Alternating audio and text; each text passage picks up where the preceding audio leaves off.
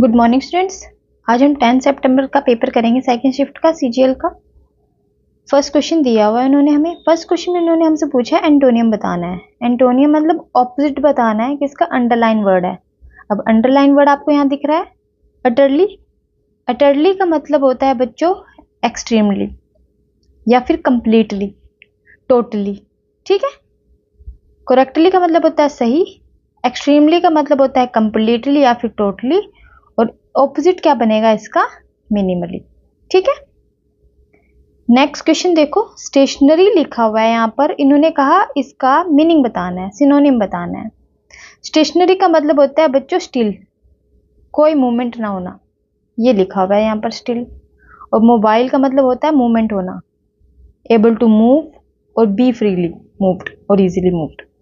Portable होता है carry करना, इजीली मतलब जिसको एक जगह से दूसरी जगह ले जा सकते हैं, पोर्टेबल हो। स्विंडल होता है धोखा देना या फिर चीट करना। ठीक है। नेक्स्ट क्वेश्चन लिखा हुआ है यहाँ पर, मोस्ट एप्रोप्रिएट ऑप्शन बताना है और सब्स्टिट्यूट बताना है किसका, अंडरलाइन वर्ड का। अब अंडरलाइन यहाँ लिखा किया हुआ है इन्होंने, ओ फ्रॉगर वेरी क्विकर नहीं होता बच्चों, क्विकली होता है। ठीक है। क्विकर होता है हमारा quick, quicker, quickest. Degree of comparison में हम इसको पढ़ते हैं, लेकिन यहाँ पर ये एडवर्ब की तरह यूज हुआ है, क्विकली आएगा यहाँ पर। ठीक। क्विकर का यूज हम दो में कंपैरिजन के लिए करते हैं, he run quicker than all the other contestants. ठीक है। और क्विकली यहाँ पर एडवर्ब है जिसका मतलब है जल्दी। नेक्स्ट इन्होंने PQRS दिया हुआ है, अरेंज करना है बच्चों इसको। अरेंज करने के लिए सबसे पहले ये रहा हमारा प्रोनाउन दिया हुआ है, she baked a delicious chocolate cake. R से शुरू करेंगे, सबसे इजी था ये तो। नेक्स्ट क्वेश्चन इन्होंने कहा कि वन वर्ड सब्स्टिट्यूशन है, वन वर्ड सब्स्टिट्यूट बताना है। An imaginary place. ठीक है। अटर परफेक्शन और हैप्पीनेस होना चाहिए वहां पर। यूटोपिया होता है वो प्लेस जहां पर, जो इमेजिनरी प्लेस हो जहां पर आपने इमेजिन करा हो कि बहुत सारी खुशियां और पूरा परफेक्ट वर्ल्ड हो, उसको यूटोपिया कहते हैं। यहां पर इन्फर्नो दिया हुआ है, इन्फर्नो का मतलब होता है बच्चों हेल। डिस्टोफिया होता है द्विस्वपन, और यूफोरिया होता है happiness, excitement, feeling of state. Feeling किस चीज की, बहुत ज्यादा खुशी की फीलिंग होती है जो। Next question, cooked your goose, idiom है ये। क्या मीनिंग है इसका? इसका मीनिंग है बच्चों टू इन्फर विद डिस्टर्ब और ruin something completely for someone, कि मतलब किसी और की वजह से आप चीजों को खराब कर देते हो। रिसिबल होता है बच्चों फनी। ठीक है। अब ऑपोजिट बताएंगे इसका, फनी का ऑपोजिट बनता है सीरियस। क्यूरियस होता है जिज्ञासु या फिर इंटरेस्टेड। ड्रोल भी फनी होता है। गिडी होता है चक्कर खाना। नेक्स्ट है to the matter of taking up, substitute बताना है अंडरलाइन वर्ड का। मोस्ट अप्रोप्रिएट जो सही बैठे सबसे ज्यादा। टू मैटर ऑफ नहीं होता बच्चों, इन द मैटर ऑफ होता है। ठीक है। के मामले में ये लिखा हुआ है, देखो यहाँ पर क्या आंसर आएगा, सेकंड। क्या कहा इन्होंने, Subir's long absence is likely to have dash. ठीक है। ज्यादा एब्सेंट का क्या रिपरकशन हुआ, क्या रिजल्ट हुआ, सही स्पेलिंग बतानी है इसमें। रिपरकशन का मतलब होता है नेगेटिव रिजल्ट, क्या प्रभाव पड़ा, क्या प्रतिफल हुआ। इसमें भी सबसे सही क्या है, ये सबसे सही है प्रिविलेज। 1000 बार आपको मिलेगा ये क्वेश्चन, PRIVILEGE, प्रिविलेज। प्रिविलेज का मतलब होता है विशेष अधिकार, स्पेशल राइट्स, एडवांटेज।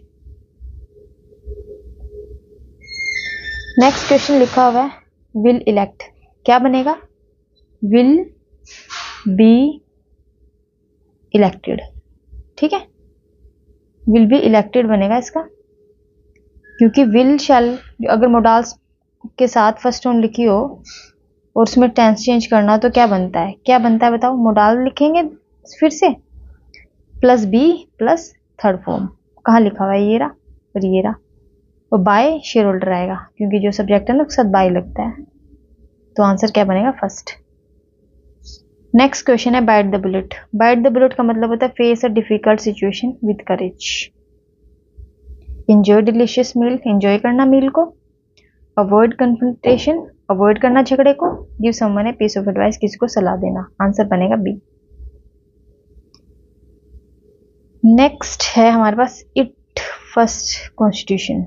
इट्स किसके लिए, एंड से तो शुरू नहीं करेंगे। इट किसके लिए लगा होगा, the administration of the country के लिए लगा है क्या।